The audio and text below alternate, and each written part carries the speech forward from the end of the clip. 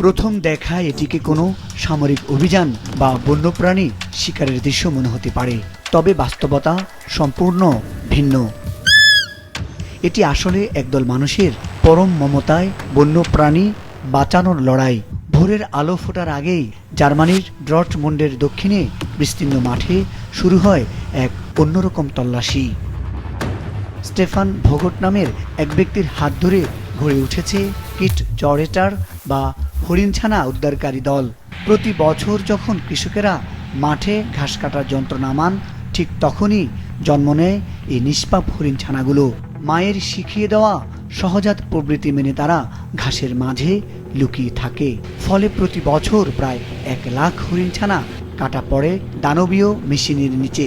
এই নির্মম মৃত্যু থেকে তাদের বাঁচাতেই ড্রোনের থার্মাল ক্যামেরা ব্যবহার করে চলছে এই উদ্ধার অভিযান।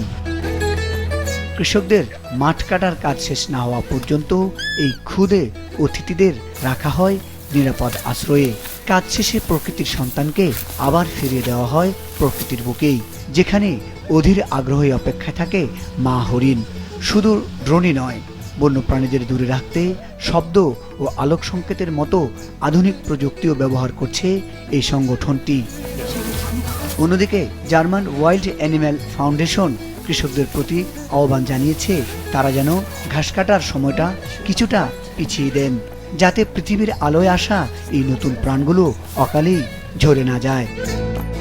প্রযুক্তি আর মানবিকতার মেলবন্ধনে জার্মানির এই বিস্তীর্ণ মাঠগুলো এখন আর কোনো মৃত্যুর ফাঁদ নয়, বরং একটি প্রাণ বাঁচানোর সবুজ ক্যানভাস। মুজাহিদ সাকিফ, মাছরাঙ্গা সংবাদ।